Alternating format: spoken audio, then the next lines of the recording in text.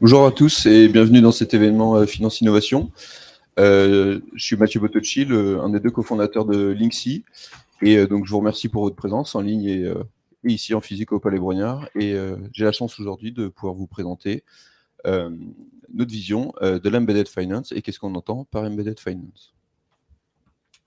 Alors, tout simplement, every company will be a fintech. Vous avez sûrement déjà entendu cette fameuse phrase qu'on entend maintenant depuis quelques années, qui est un peu le mantra des banking as a service, des bases traditionnelles.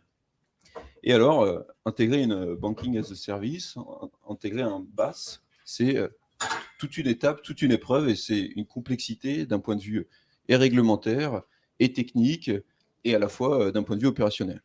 Notamment, par exemple, juste sur le point réglementaire, certains d'entre vous sont intégrés avec des bases ou vont essayer de s'intégrer avec des bases. Vous savez qu'il faut devenir agent, du coup il faut fournir des procédures, il faut être en mesure d'appliquer ces procédures, donc avec des outils techniques, avec des outils qui vont vous permettre de faire de l'onboarding, qui vont vous permettre de faire du screening, qui vont vous permettre de faire du transaction monitoring, et d'autres outils qui vont vous permettre par exemple de répondre à des normes de sécurité, par exemple pour les cartes PCI DSS, etc. etc. Donc le parcours d'intégration d'un banking as a service, on estime, en ayant discuté avec différents clients, que le temps d'intégration est environ de 12 à 18 mois, et le budget upfront est à peu près d'un demi-million d'euros de développement pour pouvoir mettre ces outils-là à disponibilité. Aujourd'hui, on est avec le move de l'embedded finance, on est sur un mouvement qui vient plutôt aller vers une nouvelle phrase, du coup, « Every company will act as a fintech ». C'est-à-dire que chaque société peut fournir des services financiers sans être lui-même une fintech, mais en s'adossant sur une plateforme d'embedded finance. Et donc, « Every company will act as a fintech », ça, c'est pour nous l'embedded finance. Alors, pour vous donner un exemple très simple, sur le chemin qui était à parcourir initialement à l'époque, hein, même avant les banking as a service et même avant un petit peu cette révolution fintech, et comparé au chemin qu'il faut effectuer aujourd'hui pour fournir des services financiers, bah, tout simplement à l'époque, prenons l'exemple par exemple par exemple d'une société de comptabilité, vous deviez, vous en tant qu'utilisateur, contracter avec un cabinet de comptable, et puis vous aviez en même temps contracté avec votre banque, et puis les données étaient transmises de l'un à l'autre pour arriver, ici, à des services financiers, et puis faire tourner une société. Aujourd'hui, le parcours avec l'embedded finance et ce qu'apporte l'embedded finance est simplifié, vu que le parcours de l'embedded finance, à l'écran, c'est le parcours bleu. Et donc le parcours bleu, c'est l'utilisateur qui s'intègre à une plateforme, et cette plateforme a déjà embarqué des services financiers, et du coup, l'utilisateur a directement accès à ces services financiers. Et donc, cette révolution, c'est la révolution de l'embedded finance. Alors, l'embedded finance, elle c'est pas construite comme ça du jour au lendemain. Elle a été notamment construite sur les briques du banking as a service. Donc, l'embedded finance est venu se construire on top de ces briques-là, notamment sur les briques classiques, paiement, transactionnel, CEPA, etc. Et l'embedded finance est construit en rajoutant des briques réglementaires, donc notamment techniques, hein, mais également des briques, pourquoi pas d'open banking, et pourquoi pas tout ce qui est autre approche, tous les services annexes qui vont pouvoir être construits, qui vont pouvoir permettre à chacune des sociétés de runner leur service. Alors, le marché de l'embedded finance, il y a des estimations qui sont faites par des grands cabinets, donc toujours un petit peu compliqué de manipuler des chiffres aussi grands, mais il est estimé d'ici 2030 à peu près 7 trillions de dollars. Donc aujourd'hui, c'est à peu près la moitié. Et on voit que ce marché est en pleine expansion et il y a des opportunités qui se créent. Vous prenez par exemple le marché de la néobanque, il est très mature. Il y a en France X néobanques, vous voudriez créer la Xème, vous allez voir n'importe quelle banque as a service en Europe, il est en mesure de le faire rapidement parce que c'est un schéma qu'il connaît parfaitement. Et par contre, on a encore beaucoup de verticales qui sont quasiment non adressées ou très difficilement adressées. Vous prenez par exemple les verticales sur toute la partie actifs numériques, assurance, comptabilité, santé, santé par exemple, prêt, plateforme d'investissement, voyage, logistique, toutes ces verticales qui ont besoin de services financiers, mais qui ne sont pas le client cible initial des banking as a service, ont besoin d'une solution.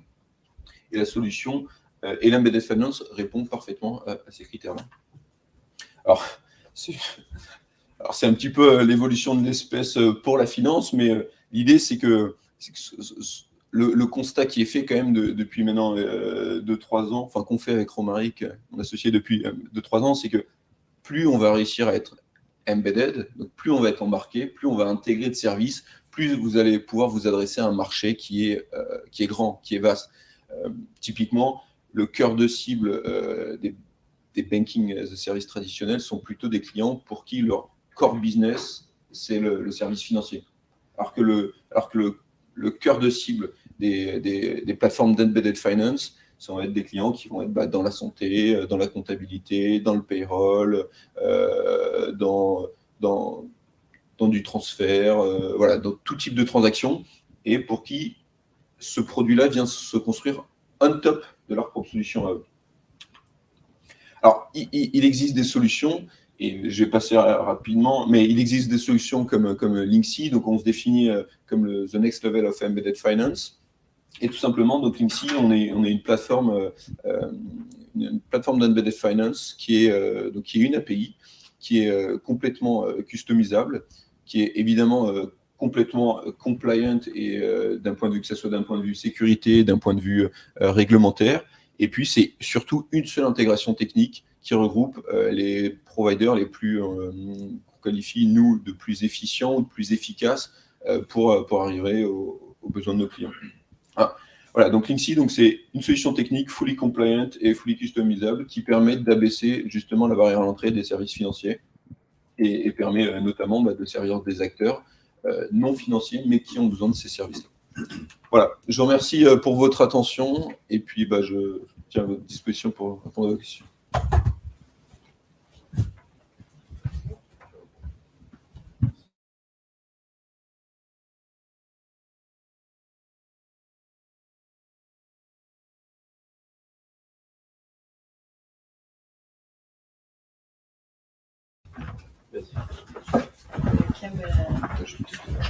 Tu veux pas nous appeler, nous introduire? Si, je vais le faire dès que vous êtes assis. Ouais, moi je vais me mettre là. Ça, j'en ai pas besoin du coup, Clément. Alexis aussi. Moi je vais me mettre là. Et ouais.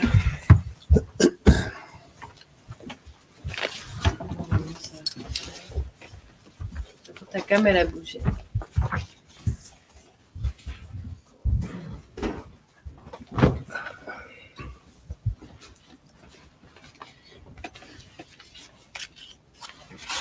C'est bon? Ok, bonjour à tous. On va poursuivre sur cet événement avec la table ronde qui était prévue. Je suis Bluan Chai, j'animerai cette table ronde. J'ai le plaisir donc d'accueillir aujourd'hui Alexis Renard, cofondateur de Regat. Bonjour. Jérôme Villemino, CEO de MyLC. Bruno Cambounet, Head of Research chez Sopra Banking. Et Mathieu Bottagi, que vous avez écouté à l'instant, CEO de Linksy. Donc, après cette intro qui a été faite par Mathieu, on va rentrer un peu dans le vif du sujet et le débat. Bruno, je m'adresse à vous. Vous avez des gens qui viennent vous voir. Qu'est-ce qu'ils attendent généralement quand ils viennent vous voir? Merci et bonjour à tous, ravi d'être sur cette table ronde avec vous tous pour discuter de ce sujet. J'aimerais revenir juste un petit peu en arrière sur le sujet de l'embedded finance. En fait, Mathieu l'a dit, mais je pense qu'il faut vraiment développer. Il faut comprendre qu'aujourd'hui, d'abord l'embedded finance, c'est vieux comme les paiements. C'est vieux comme les cartes. C'est un peu subliminal dans les messages que tu nous as fait passer, mais je pense qu'il faut le dire. Le sujet et la raison pour laquelle ça a évolué, c'est que avec l'économie digitale d'une manière générale, l'utilisateur, c'est-à-dire le commun des mortels, vous et moi en tant qu'individus, citoyens, etc., ou les entreprises, réalisent que tout peut se faire au bout des doigts. Et avec leur mobile notamment, mais sur Internet, etc. Le vrai sujet, c'est que, en fait, si on revient à la source et l'origine de la finance, la finance, elle est là pour supporter l'économie. Elle est là pour soutenir des process entre des acheteurs, des vendeurs, hein, pour parler que de ça. Et la technologie a aujourd'hui suffisamment évolué, et je reviendrai sur la régulation, de telle sorte à permettre qu'on s'intéresse non pas aux produits financiers en tant que tels. Hein, moi, vous, personne ne va acheter du KYC, par exemple, auprès d'une banque, et pourtant, le KYC, c'est une étape essentielle. Personne n'achète un crédit pour le plaisir d'acheter un crédit. On achète un crédit soit parce qu'on achète une maison, soit parce qu'on veut acheter une voiture, soit parce que vous placez quelque chose, pour un objectif qui est autre que celui-là.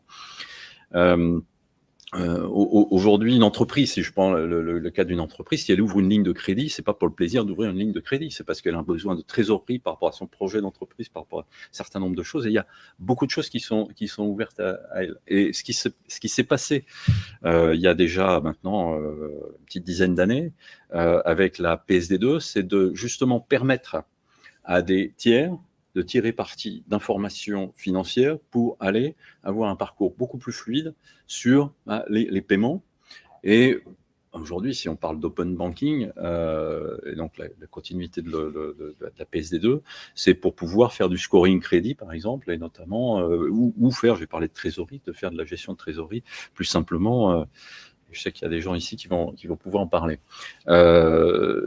C'est ça dont on parle. Donc, quand on parle de l'embedded finance, c'est le next step. Et le next step de l'open banking, c'est l'open finance. On parle de BaaS, de Bank as a Service et d'embedded finance. C'est les deux faces de la même pièce, tout ça. L'open finance, ça fait partie aussi. Enfin, tout ça sont des enablers. Et ce qui est en train de se passer depuis quelques temps, c'est que sur cette réflexion, encore une fois, entamée il y a une dizaine d'années par la Commission européenne, c'est de s'intéresser d'abord aux clients et aux entreprises et de faire en sorte que le terreau réglementaire s'adapte pour pouvoir permettre justement d'utiliser la finance au support de l'économie et non pas simplement la finance pour la finance.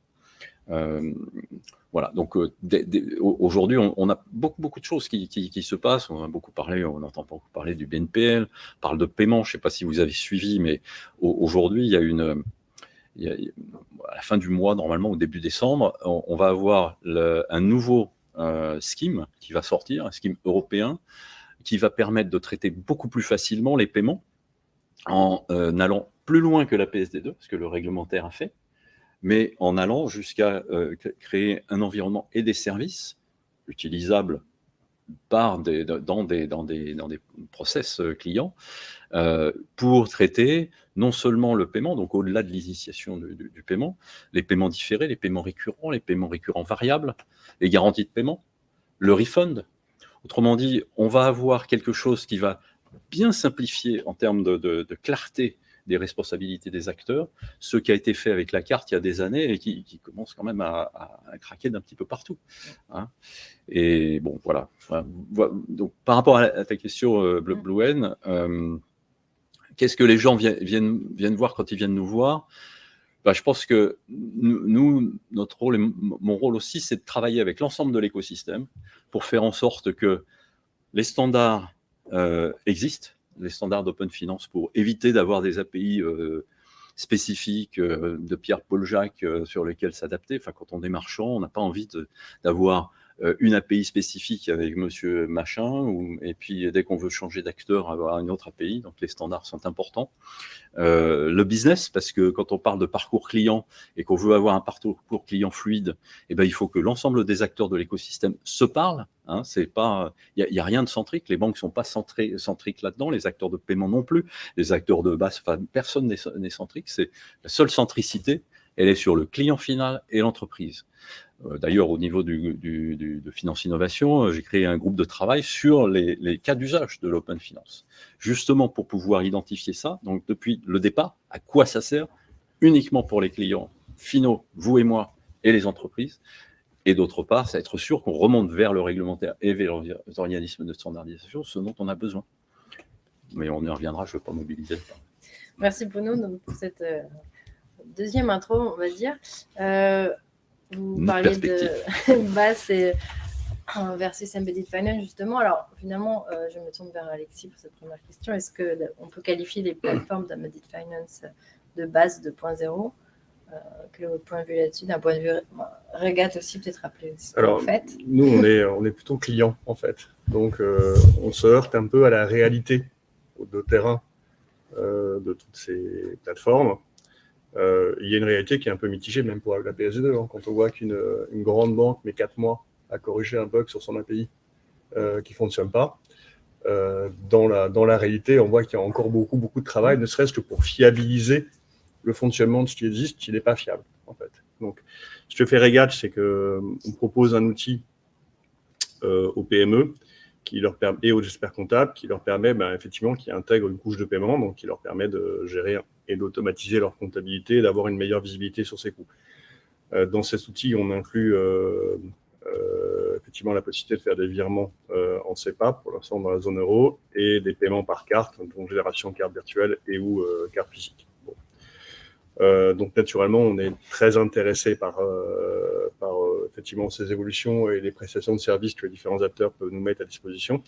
Bon, à ce stade, on est parti effectivement à des acteurs traditionnels. On s'est lancé il y a quelques années et c'était un peu les seuls qui existaient. Ce qu'on voit quand même, c'est que au-delà des standards et des normes, pour l'instant, il y a assez peu d'outils de comptabilité qui intègrent une couche de paiement de manière industrielle. Il n'y en a quasiment pas, en fait, dans ceux qu'on connaît. Il n'y en a aucun dans les outils des experts comptables, qui représentent 90% des TPE en France, et que la mise en place de ces outils est relativement compliquée. Enfin, nous, on l'a vécu nous-mêmes un peu dans notre chair. Et la mise en place, ce n'est pas forcément la phase la plus critique, c'est surtout la qualité de l'exploitation derrière, parce que en fait, il faudra que l'outil fonctionne. On voit qu'il y a beaucoup d'éditeurs de comptabilité qui finalement distribuent des logiciels de comptabilité, mais n'exploitent pas de plateforme. Donc, un paiement, en fait, ça attend pas 3 semaines pour avoir un retour ou un ticket de support, parce que voilà, sinon le client est pas très heureux. Donc pour nous, on est quand même très attentif, au-delà de l'évolution théorique des différentes fonctionnalités et leurs possibilités, à est-ce que les solutions qui vont être proposées sont exploitables, en fait. Donc alors, moi, je reviens sur des notions qui sont très terrain, et pour l'instant, elles sont, on va dire, semi-exploitables, pas forcément du fait des opérateurs, mais aussi du fait des banques qui elles-mêmes jouent le jeu de manière imparfaite. Donc ça va être la mise à jour du code d'authentification qui doit être faite tous les jours sur certaines banques. Alors ça ne devrait pas être le cas, mais c'est le cas. Donc voilà, donc on est très attentif et très à l'écoute de l'évolution de ce genre de solution. Nous, Regat se développe très rapidement auprès d'une clientèle qui est de TPE. Et voilà, voilà. Et donc, on compense un petit peu ces déficiences par un niveau de support qui, de notre côté, est très important. J'ajoute que si vous regardez les experts comptables à l'heure actuelle, 95% des experts comptables travaillent avec de l'IBIX, à peu près, peut-être même 90%, et aucun n'a switché sur l'open banking, parce qu'ils considèrent que ce n'est pas suffisamment fiable à l'heure actuelle pour travailler dans ces conditions. Donc, ça donne un peu le cadre dans lequel on est actuellement. Merci, Alexis. Mathieu, est-ce que tu veux compléter Non, mais c'est très juste. Et puis, c'est vrai qu'en effet, la réalité du terrain, elle est bien différente. Et parfois, on peut entendre aussi des chiffres un petit peu théoriques sur des temps de lancement, sur des temps de mise à disposition de programmes, même, je sais pas, par exemple, sur des couvertures des couvertures sur du CEPA instantané, sur des couvertures sur de l'agrégation de comptes, etc. Il y a des chiffres théoriques et c'est vrai que quand on sort à la réalité, c'est toujours beaucoup plus compliqué. Et nous, l'approche qu'on a choisie pour essayer de pallier ça, parce que c'est un écosystème qui est ultra complexe. C'est quasiment impossible, j'ai envie de dire, de réussir à être bon sur tous les domaines. Vous allez pouvoir être très bon sur le secteur de la carte, par exemple, mais très moyen sur toute la partie transactionnelle. Vous êtes très bon sur la partie transactionnelle, mais très moyen sur les cartes, etc. Donc, c'est très, très compliqué d'avoir toutes ces briques-là. Et donc, nous, l'approche qu'on a suivie pour se dire, OK, on part de ce constat-là, c'est très complexe. C'est qu'on a une approche d'agrégation, on a une approche modulaire, on a une approche de puzzle, en fait. et on s'est dit, bon, quelles sont les pièces, quelles sont les meilleures pièces du puzzle à garder, quelles sont les meilleures pièces du puzzle à intégrer, parce que c'est pas possible d'être bon partout, on peut pas réinventer la roue partout, on peut pas tout refaire soi-même, on peut pas tout intégrer en interne, parce que sinon il faut des centaines de personnes et des millions d'euros de budget. Et donc, essayons de s'appuyer sur les briques les plus compétentes qui existent sur le marché. Et donc, notamment, voilà, si on reparle des questions de PSD2, aller s'intégrer avec le ou les un ou deux meilleurs acteurs qui vont pouvoir avoir une meilleure couverture, ou alors une couverture avec avec une symbiose au milieu. Enfin, voilà, ça, c'est notre approche, parce qu'on est conscient de la difficulté énorme. Il y a tout à révolutionner dans ce milieu-là. Et donc, c'est quasiment impossible de répondre tout seul. Yeah. Merci. Justement, tu mentionnes PSD2 et on voit qu'au niveau réglementaire, finalement, l'implémentation est modifiée. On va revenir, Bruno, du coup, voilà, si tu veux compléter déjà les propos de Mathieu, puis après, on va peut-être parler un peu de réglementation. Oui, juste en 2 minutes, parce que je pense qu'effectivement, la PSD2, c'est une première tentative essentiellement réglementaire pour pallier à des pratiques qui n'étaient pas réglementées, qui a été mise en place. Ça a ouvert un champ des possibles. Mais justement, la fragmentation des implémentations, les trous réglementaires sur l'imposition de mettre en place une interface dédiée, puisque c'est comme ça que la PSD2 désigne le truc, et puis avoir vu d'un client, en l'occurrence des comptables, mais c'est vrai pour tout le monde, on se retrouve dans une implémentation extrêmement fragmentée. Aujourd'hui, en Europe, il y a 5 standards. Il y en a un en France, il y en a un en Pologne, il y en a un en Tchéquie, il y en a un en Angleterre, et il y en a un qui couvre 78% des banques dans le monde, qui est celui du Berlin Group. Mais c'est extrêmement fragmenté. Et donc, opérationnellement, moi, j'apprécie beaucoup ce que dit Alexis, c'est juste impossible. Parce que, vu d'un non-financier, un système qui est fiable à 95%, c'est bullshit, quoi. Enfin, c'est pas suffisant. On ne peut pas s'appuyer dessus. C'est précisément la raison pour laquelle les acteurs des paiements et le European Payment Council, le PC, a monté un scheme dans lequel adhère, donc il n'est pas réglementaire, hein, c'est un scheme privé, c'est le PC, certes mandaté ou demandé par le RPB, donc l'émanation de la Banque Centrale Européenne, mais c'est un scheme dans lequel les acteurs économiques se sont parés, les représentants des TPP, les banques, qui, beaucoup dans le cadre de la PSD2, enfin rappelons-nous, il y a 5-6 ans, hein, l'ambiance pour imposer la PSD2 qu'il y avait, donc bon, c'est pas très étonnant qu'il se passe ce qui se passe aujourd'hui. Et la mission aujourd'hui de la Commission européenne, en particulier de l'Open Finance Framework, qui va sortir là au courant 2023, il est là pour réduire la fragmentation, parce que la fragmentation est un frein pas possible à l'innovation justement et à l'usage des choses. Donc la PSD2, il ne faut surtout pas considérer que c'est une fin, ça en fait a été un début. Et la suite ne sera pas la PSD3, parce que la PSD3, c'est dans 5-7 ans, autrement dit dans une éternité. Il va se passer plein de choses, et je vous invite à regarder ce qui se passe au niveau du SPA. C'est un joli nom, hein, mais voilà, c'est un autre sujet, mais intéressant. Justement, Jérôme, je pense que vous avez une expérience un peu à partager aussi, qui concerne la réglementation, et je pense que votre cas va un peu illustrer ce qu'on vient de se raconter.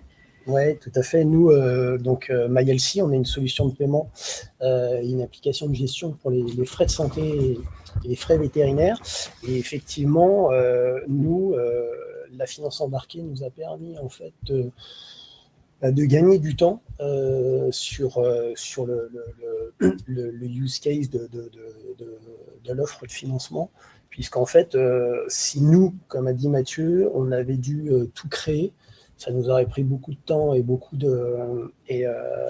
des moyens financiers importants. Alors que là, on s'est appuyé donc vraiment sur la finance embarquée pour pouvoir en fait proposer donc notre solution de paiement et de gestion dédiée pour la santé humaine et animale. Voilà. Donc aujourd'hui, en fait, concrètement, on est dans un statut de distributeur, en fait, qui nous permet, en fait, d'être une première étape qui enlève les contraintes qui sont nécessaires mais importantes du régulateur, qui fait que c'est une première étape pour nous, qui est adaptée en fait à notre situation actuelle de développement et qui fait que ça va nous permettre en fait de pouvoir passer les étapes en fonction de l'évolution de notre business, puisque en fait la finalité, nous, c'est vraiment, nous on a à cœur d'avoir les clients au cœur de notre process, et c'est de leur proposer donc une avance de frais de santé, un paiement en plusieurs fois de leurs frais de santé, voire des mini-crédits. Et donc là-dessus, nous, on s'appuie vraiment sur la plateforme qui nous permet de gérer des comptes, de gérer des cartes, et in fine, en fait, que les clients puissent se soigner, puisqu'en fait, nous, notre mission, c'est ça, hein, c'est de modestement permettre à peu près 40% de la population qui ne se soigne pas en France actuellement, parce qu'ils ont des problèmes de trésorerie, ils ont des problèmes de financement. C'est pas qu'ils gagnent pas leur vie, mais leur budget est trop court. Alors c'est d'autant plus d'actualité le pouvoir d'achat actuellement, mais aujourd'hui, voilà, c'est des gens qui ont une petite complémentaire santé. Il y a le tiers payant qui est là, mais qui ne couvre pas tout. Et donc, en fait, ce décalage de trésorerie peut être compensé avec des solutions que nous, on apporte de paiement. Et la finance embarquée nous permet, en fait, de répondre à ce besoin client, en fait. Si je peux me permettre de rajouter, par rapport à ce que tu disais, Jérôme, Blunt abordait la question sur la partie réglementaire, mais il y a également la partie technique qui est, entre guillemets, déchargée. Et c'est vrai que c'est une réflexion qu'on a souvent, soit de nos clients ou soit des potentiels clients ou des clients à venir, c'est le fait que la phrase qui peut répondre un peu à ça, c'est « Ok, on va pouvoir se focus sur ce qu'on sait faire, sur notre métier finalement, et puis déléguer toute cette partie financière qui est ultra complexe et ils n'ont pas envie de rentrer dedans. » Et c'est pas qu'une question de taille de société. On a des clients qui sont petits, et il y en a d'autres qui pourraient être beaucoup plus gros, pour qui les moyens humains et financiers sont pas une limite, mais pour qui le maintien de tout ça, à obtenir un statut d'agent, etc., font que non, ça tombe dans une case ou dans une catégorie, ils n'ont pas envie d'être parce que c'est pas leur métier, c'est pas leur use case. C'est aussi un champ de simplicité et d'implémentation. On parle de quelques semaines d'implémentation, là où les automodèles sont plutôt sur plusieurs mois d'implémentation, même parfois plus d'une année d'implémentation. Et donc, c'est ça aussi qu'apporte l'Embedded Finance. Merci. Je pense qu'on peut revenir à Alexis. On avait discuté quand on préparait la table ronde, voilà, votre expérience là-dessus. Justement, Mathieu mentionnait le statut d'agent. Alors nous, effectivement, on a fait le choix à l'époque d'avoir un statut d'agent. Bon, honnêtement, c'est pas tellement la démarche auprès de la CPR qui a été si coûteuse que ça, parce que c'est assez bien pris en charge, c'est assez bien cadré. Donc ça prend un peu de temps, effectivement. Ça oblige aussi à se poser un certain nombre de questions sur. En fait, le statut d'agent, il a été fait pour quelque chose, et il correspond à une démarche aussi qui n'est pas uniquement une pesanteur. Ça oblige aussi à se poser un certain nombre de questions sur la façon dont on est organisé, les process. Et bon, je crois que en soi, cette démarche n'a pas été négative pour nous, même si effectivement elle a pris du temps, parce que on a découvert au travers de ce processus d'agrément certains aspects de notre métier. Bon, après, il est vrai que la mise en place technique est relativement coûteuse, parce que et plus vous multipliez les services, plus elle est coûteuse, évidemment, puisque nous, c'est un projet qui a quand même pris plusieurs mois. Donc, s'il y a effectivement des solutions qui permettent de faciliter l'accès à un certain nombre de fonctionnalités, c'est quelque chose qu'on va considérer comme intéressant, sous réserve effectivement qu'on puisse établir que la solution est suffisamment robuste pour être lancée en production sur un grand nombre de clients, ce qui est notre contrainte à l'heure actuelle en fait. Et donc on va privilégier plus que le temps mis en place, le fait d'être sûr qu'effectivement il y a dans l'exploitation quotidienne le niveau de fiabilité qu'on attend. Voilà, ça, c'est vraiment notre critère le plus important. Tu veux réagir? Non, mais c'est évidemment logique. La fiabilité, c'est comme tout, hein, comme une voiture, comme n'importe quoi, on va compter sur la fiabilité du système. Et aussi, il y a toute la partie, je dirais, un petit peu immergée de l'iceberg. Alors, ça dépend parce que tout le monde a un petit peu le même statut d'agent, mais tout le monde n'a pas les mêmes contraintes en fonction de il est agent de qui. Parfois, il y a des contraintes, parfois, il y a quasiment la totalité des contraintes réglementaires qui sont poussées sur l'agent, et donc il doit s'astreindre à toutes ces obligations-là, parfois beaucoup moins.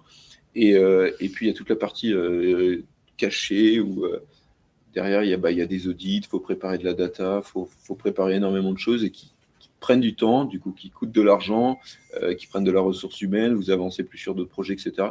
Donc, c'est vrai que voilà, nous, l'idée, c'est de se dire, ok, on se repose sur quelqu'un d'autre pour ça. Je dois juste réagir sur une chose. En fait, il faut avoir conscience que ce qui est en train de se passer, et c'est aussi pour ça que les banques sont révolutionnées là-dedans, c'est qu'on passe d'un modèle intégré où certains acteurs cumulent l'ensemble des rôles. Jusqu'à il n'y a pas si longtemps, il y avait un seul statut. On était banque, autrement dit un établissement de crédit, point barre, où on n'était pas. À une étape où, grâce au digital, eh bien, on arrive à distribuer finalement les fonctions pour permettre à chacun de se focaliser sur un domaine métier et puis de s'appuyer sur les autres. Donc, ça veut dire qu'à ce moment-là, il faut avoir une appréhension de l'écosystème dans son ensemble. Et le rôle du régulateur, c'est justement de cadrer les rôles et responsabilités de chacun. Donc, on a vu apparaître le rôle d'agent, en particulier en France. C'est la France, c'est pas en Europe, ça. C'est vraiment français. Mais c'est bien. Ça a montré que, oui, il y avait peut-être une différence entre un agent et puis celui qui portait, par exemple, le paiement, qui allait porter le PSP, par exemple, qui allait porter la responsabilité du paiement. Dans les crédits, on a vu apparaître d'autres acteurs, les sociétés de financement, qui est un cran en dessous de l'établissement de crédit. On voit apparaître les distributeurs, etc. Enfin, je sais que Jérôme a plein de choses à raconter là-dessus. Mais en fait, il faut avoir conscience que l'embedded finance, c'est la partie visible de l'iceberg, comme tu le dis très bien, sauf que derrière, il y a des gens. Et sur une idée simple de faire une gestion de trésorerie pour un comptable, de l'accompagner là-dessus, le principe est super simple. Sauf que c'est tout ce qui va autour, la responsabilité qu'on prend quand on se met là-dessus. Et ce qui fait la lourdeur finalement de mettre en place, ou la difficulté et les timings de mettre en place ces solutions, c'est de traiter tous les autres cas. Je vais vous donner un exemple. Quand on parle d'embedded finance, ça veut dire qu'on est dans un environnement très distribué. Il y en a des uns qui vont porter les comptes des clients, il y en a d'autres qui vont éventuellement faire le paiement, il y a un troisième qui va porter, typiquement Linksy, qui va porter le parcours client. Et dans tout ça, tout le monde se partage les datas des clients. Comment on protège ça? Comment ça évolue? Qui est responsable de quoi? C'est toutes ces questions qu'il faut se poser. Et ensuite, s'il y a du reporting, c'est pour assurer que, in fine, on protège le client. Alors, on ne le protège pas en mettant les données, comme le faisaient les banques il y a 10 ans, en les mettant au fond d'un trou et puis avec 36 000 couches pour pouvoir y accéder éventuellement. On les expose, mais en même temps, quand on les expose et qu'on les utilise ou qu'on les réutilise, on prend des engagements. Et la réponse simple de dire « Ah, mais on demande le consentement au client », c'est sympa. Effectivement, quand on demande un crédit, on consent à plein de choses pour avoir un bon taux. Mais on a consenti pour avoir un bon taux. On n'a pas consenti pour que les données elles partent à droite à gauche. Comment on gère ça? Qui est responsable de quoi? Dans un environnement distribué où vous allez avoir des tas d'acteurs qui vont avoir les données, quelle responsabilité, quelle protection? On parle de process à mettre en place, mais c'est pour tout ça. Et donc, il ne faut pas se tromper. Hein. L'embedded finance, c'est juste fantastique. Je pense que c'est une formidable opportunité. L'Europe et la Commission européenne poussent à fond pour aboutir là-dessus. L'ensemble des autorités, qu'elles soient nationales ou donc supranationales, s'y penchent et cherchent à faire évoluer les choses. L'Europe est d'ailleurs les premiers en open finance de par le monde, eu égard au nombre d'individus qu'il y a en Europe. Pour autant, il y a plein de choses à faire. Il y a plein de choses qui se passent. Voilà, donc il ne faut pas avoir peur, mais il faut savoir ça. Parce que derrière l'implémentation technique, en fait, il y a des impacts business, il y a des rôles et responsabilités qu'il faut bien appréhender. Et je pense qu'Alexis l'a très bien dit, une des démarches de la CPR, c'est d'être éducateur aussi vis-à-vis des fintechs qui ont des super idées, mais remettre ça dans un cadre de responsabilité. Ouais, je crois que nous, on n'est pas opposés à ce qu'il y ait... Ouais, toute la question, c'est de savoir si la réglementation va suivre et rester adaptée à la réalité du terrain, puisqu'il y a effectivement des nouvelles technologies, des nouveaux opérateurs qui proposent de nouveaux services. Et donc, le risque, c'est qu'il y ait effectivement un décalage entre l'utilisateur va à son rythme, et c'est normal, et la technologie va à un autre rythme, et c'est aussi normal. Donc, il y a risque de décalage potentiel, de mon point de vue, qui n'est pas avéré en ce moment, en tout cas, entre finalement la capacité à réguler toutes ces activités et la vitesse d'évolution de ces services qui peuvent être, avec effectivement des réglementations qui peuvent apparaître comme contraignantes. Bon.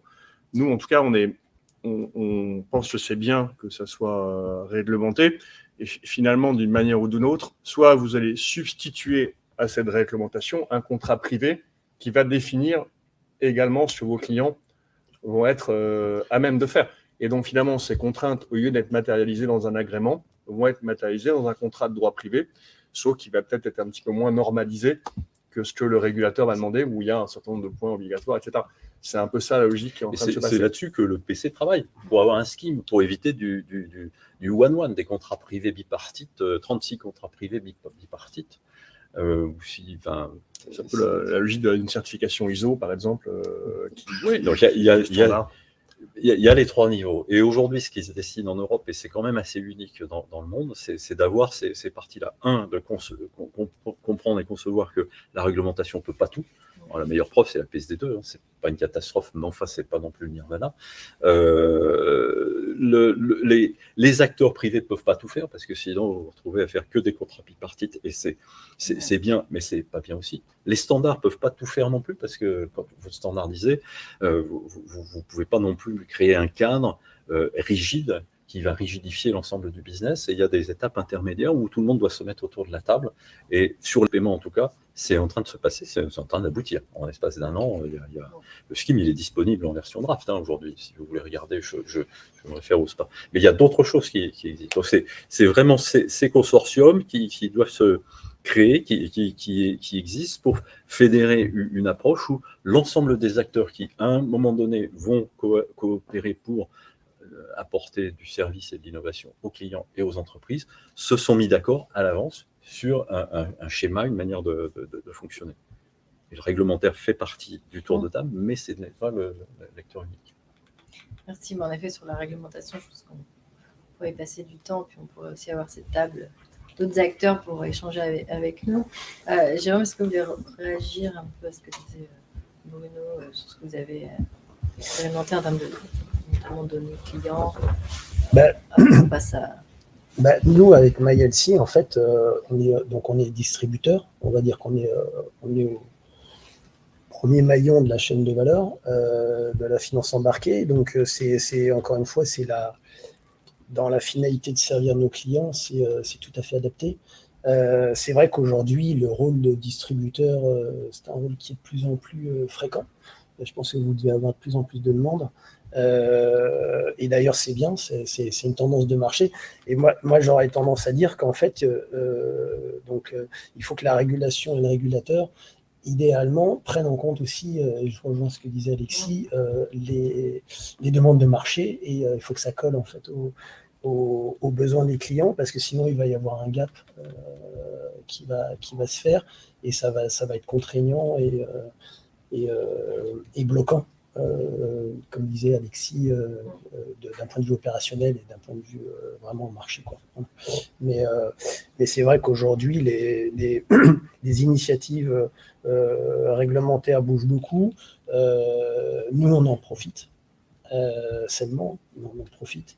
Voilà, en tant qu'intermédiaire en moyen de paiement. Après, en fonction de l'évolution de nos besoins et puis ce que nous demanderons nos clients, on évoluera vers un statut différent. Mais au moins, l'avantage, c'est que c'est quand même structuré et donc on peut se positionner là-dedans. C'est quand même bien structuré, donc ça permet aussi d'anticiper et de pouvoir planifier. Et ce qui montre une réelle évolution du réglementaire, qui n'est pas resté figé sur un rôle, ou 2 rôles, 3 rôles, figé, ça évolue régulièrement. Il y a quand même également, il faut quand même le rappeler, il y a quand même de sacrées contraintes et par exemple, tous nos contrats qu'on signe avec nos clients ont été également étudiés par l'autorité qui nous régule, donc c'est normal, hein.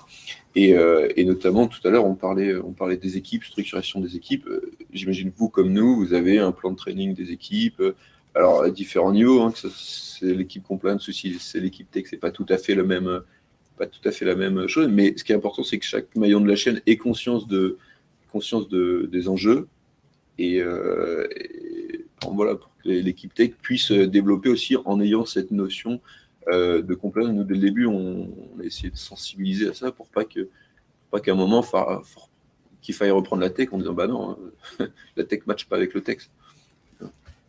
Ouais, et puis aussi avec la réalité du terrain, parce qu'en fait, toutes ces contraintes qu'ont les banques autour du blanchiment, de la sécurité, etc., sont des vraies contraintes, et finalement, les distributeurs ne peuvent pas s'en abstraire sous prétexte qu'ils ne sont pas une banque eux-mêmes. Donc, il y a toute une logique autour de ça qui est quand même de dire, vous êtes partie intégrante de la chaîne, et donc, les contraintes, vous les avez aussi. Et ça implique quand même pas mal de sensibilisation et une organisation qui est adaptée, qui n'est pas uniquement une prestation technologique, de mon point de vue en tout cas. C'est une responsabilité. Avant même d'une contrainte, il y a une responsabilité de chacun des acteurs économiques dans l'écosystème. Et je pense qu'il faut vraiment insister là-dessus parce qu'effectivement, cette responsabilité va avec des contraintes qui peuvent être réglementaires, qui peuvent être business, qui peuvent être de toute nature. Sinon, il n'y a pas de confiance. Enfin, aujourd'hui, s'il n'y a pas de confiance dans les acteurs économiques qui portent une responsabilité dans un process, dans un parcours client, ça va pas marcher, ça se casser la figure très vite. Oui, entre autres, mais c'est vrai que c'est tout l'ensemble. Vous parliez du blanchiment, c'est un travail énorme et j'ai envie de dire à l'infini. Et parfois, alors je ne sais pas très bien comment ils arrivent à estimer ça, mais parfois on entend des chiffres un petit peu sur les montants qui sont blanchis dans le monde ou même en Europe ou en France. Mais c'est faramineux ce qui passe. Et pourtant, nous, on est tout le monde met énormément de moyens parce que quand vous en mettez pas assez, généralement, derrière, c'est un peu le plus cher. Donc, il y a beaucoup de moyens qui sont mis, mais tout ce qui est transaction monitoring, tout ça, c'est ultra complexe. Il faut des scénarios online, il faut des scénarios offline, il faut des scénarios périodiques, il faut repérer des patterns de fraude. La plus grande innovation, elle se fait quand même chez les fraudeurs. Hein. Ils vont beaucoup plus vite que tout le monde. Et dès ils savent mettre comment tester les limites, ils savent où est la limite pour déclencher les règles, pour déclencher les alertes, pour déclencher les demandes de justificatifs. Donc, ça teste, et il faut tout le temps essayer de répondre et mettre de plus en plus de moyens, faire évoluer les règles. Aussi, ce qu'on fait parfois, c'est on modifie les règles et on les fait marcher en arrière sur OK, qu'est-ce qu'on aurait loupé. Enfin, tout le temps, énormément de choses à faire. Alors, oui, ce sont des contraintes, mais qui découlent des droits qu'on a obtenus. Si on revient aussi au business et avant de conclure avec toi, Mathieu, Alexis, on avait aussi discuté de... Voilà, en fait, la question c'est Embedded Finance, de ce que je comprends aussi, Jérôme, ça reste un avantage concurrentiel, ça nous a quand même permis d'accélérer. Alexis, on avait discuté vous avez 2 types aujourd'hui de clients, enfin, qui utilisent des comptes plutôt transactionnels ou en compte principal. En quoi ça... À l'heure actuelle, dans le tissu donc, comme un certain nombre de plateformes, on intègre la comptabilité et le paiement. Il y a des banques qui ont fait ce mouvement. certain nombre de néobanques qui proposent maintenant des fonctionnalités intégrées comptabilisation, qui font gagner beaucoup de temps, qui sont très appréciées des TPE. Très souvent avec un niveau de complexité qui n'est pas suffisant pour une PME dans le cas de ces banques, mais qui permettent à une TPE, on va dire, de traiter leurs factures. Je ne vais pas citer de banque, mais vous les connaissez tous. Et donc, on voit qu'il y a un mouvement de la banque vers la comptabilité.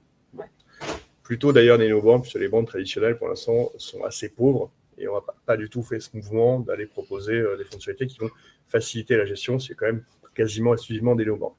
Nous, on est parti de l'autre côté du monde, c'est-à-dire une partie de la compta, je rappelle de la gestion, et l'idée de Regat, c'est de proposer, en fait, de dire, pour une TPE, il n'y a pas de raison d'avoir 4 outils, un pour les notes de frais, un pour les factures, un pour émettre des factures, et un autre pour se connecter à sa banque. Donc, on va intégrer tout ça dans un même produit. D'accord ? Bon, il y a, en fait, pour l'instant, donc le compte qui est intégré dans Regat est un compte en banque qui est utilisable comme tel. Pour l'instant, on va dire qu'au niveau des TPE, on a une logique où ils gardent quasiment toujours un compte principal avec une banque traditionnelle.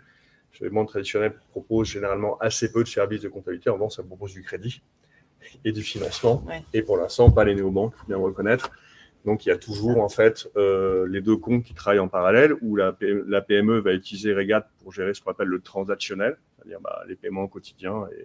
Et parce que en utilisant Regat, elle va gagner énormément de temps dans sa gestion, dans sa comptabilité, et puis va utiliser effectivement sa banque plus traditionnelle pour des opérations de financement, même si effectivement on voit apparaître de plus en plus, et on va en proposer des options de financement instantanées sur des paiements de facture, mais qui ne sont pas des lignes de financement non plus aussi importantes que celles du monde traditionnel. Voilà.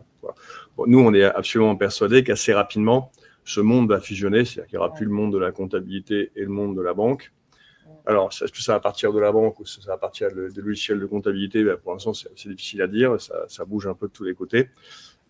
Mais on voit qu'en fait, cette différence d'un côté la banque et de l'autre côté la comptabilisation, finalement une contrainte au quotidien pour un chef d'entreprise qui n'a pas réellement lieu d'être, dans la mesure où on peut assez facilement intégrer les deux. Voilà, donc, c'est ce qu'on est en train de vivre au quotidien.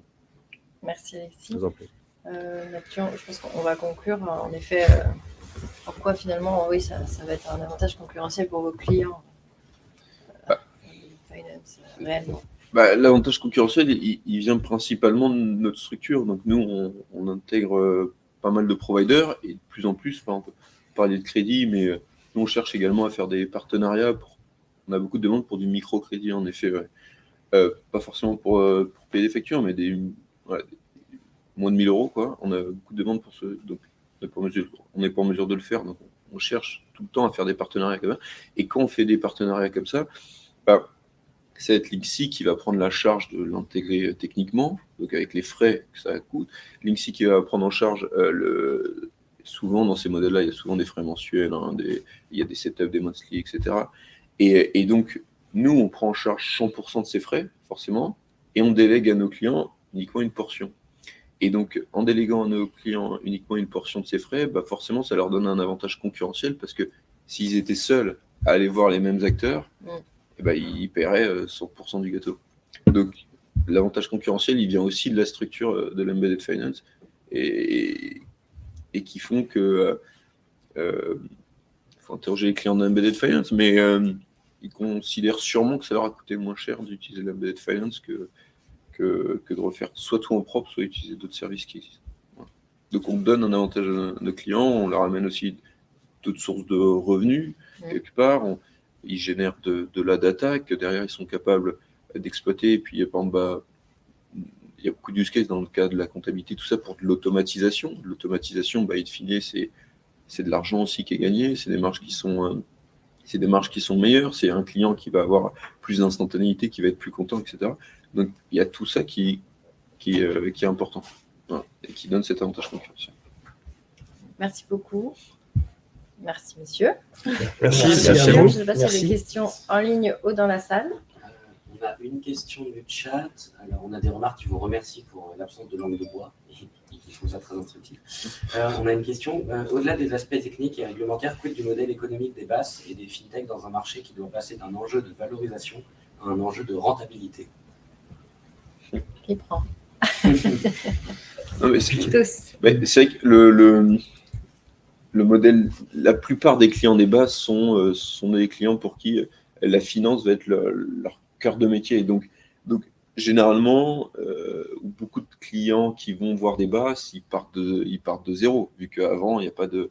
Qu'avant, ils peuvent pas faire tourner leur service. Et donc, les bases ont en effet cet enjeu de faire grandir leurs clients pour arriver à une rentabilité.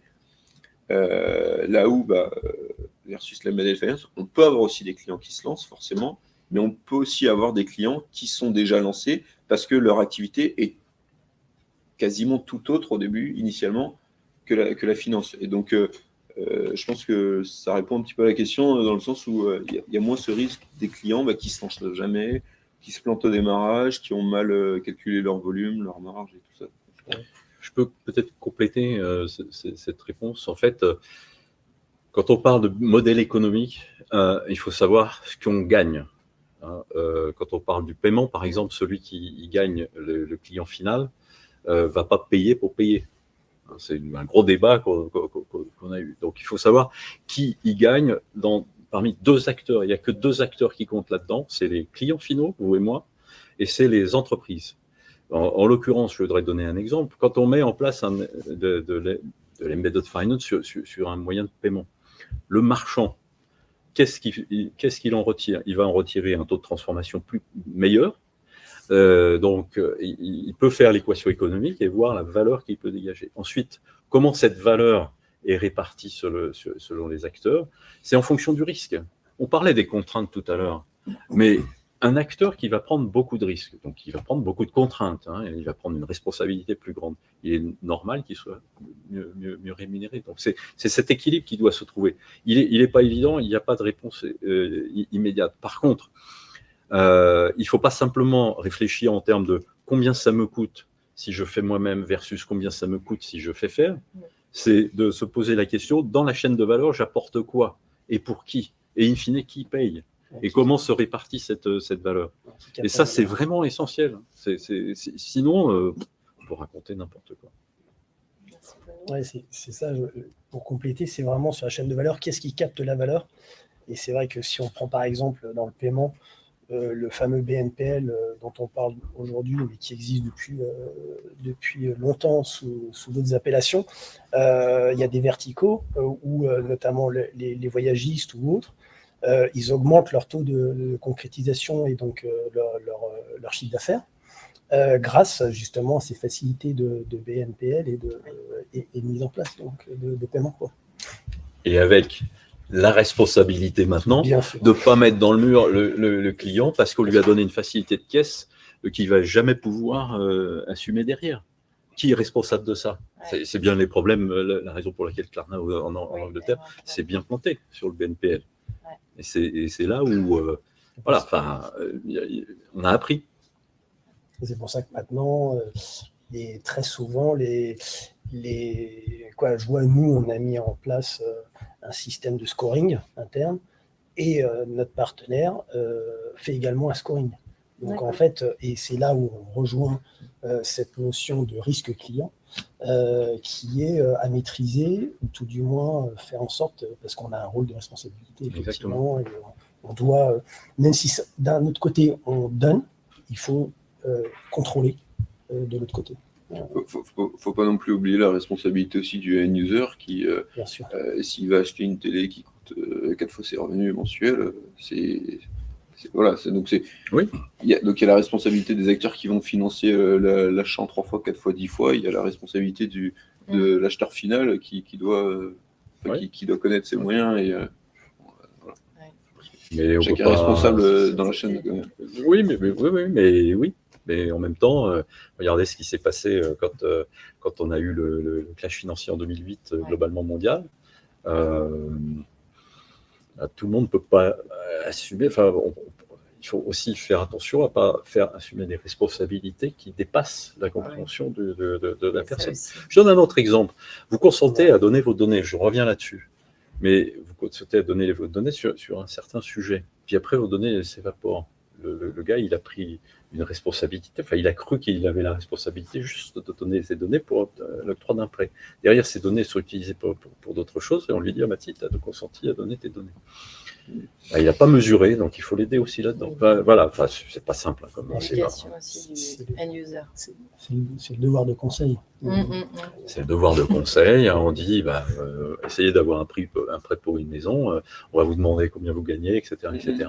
Vous êtes bien responsable. Pour autant, on va vous dire, non, on ne peut pas vous prêter parce que Ça rentre pas dans les critères. on ne rentre pas dans les critères. Ah, c'est pas juste, etc. Oui, d'ailleurs, il y a des évolutions pour avoir une analyse peut-être plus fine qui tienne compte d'un certain nombre de choses, et ça évolue. Mais il y a une relation. Merci. Est-ce qu'il y a d'autres questions en ligne? Oui, c'est des échanges. C'est bon. Non, on va conclure. Enfin, on va conclure, on va arrêter. Merci beaucoup. Merci à tous. Merci, Merci, au revoir. Bonne journée.